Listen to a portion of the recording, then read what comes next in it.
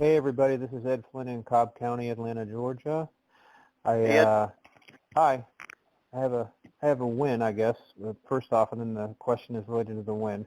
I started Great. in February. Yep, I started in February, and I had one where the family, it was a Medicaid clawback. So the decedent owed about $300-something thousand, and here in Georgia, the family's allowed to keep $25,000.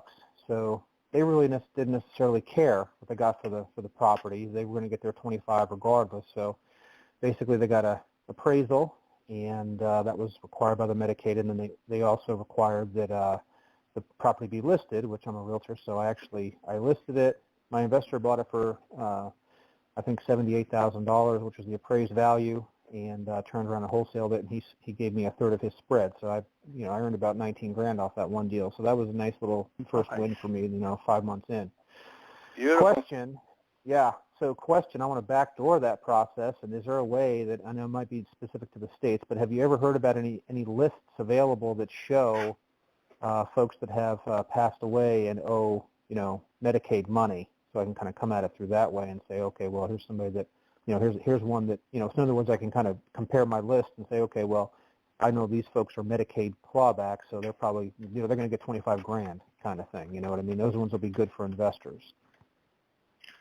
I don't know if you're going to find a list because of HIPAA laws, but one of the people that I encourage everybody to add, and probably not often enough in this forum, but like I tell everybody, you can never have enough spokes in your wheel. So you're the hub in the wheel, and your investors a spoke, your contractors a spoke.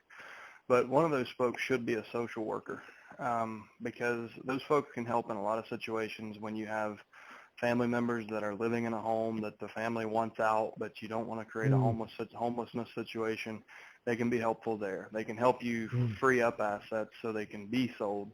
But also, a lot of the Medicaid claims come through those social workers. They're the ones connecting the families to these government resources.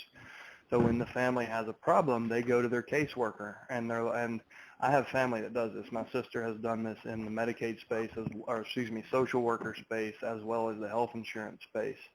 And so I'm familiar with it, but when the families build a relationship with their caseworkers, and there's also a kind of an up-and-coming field called care management. Care managers is it's a relatively new well, there's a franchise, profession. and there's a couple here in Georgia where they have called transitions.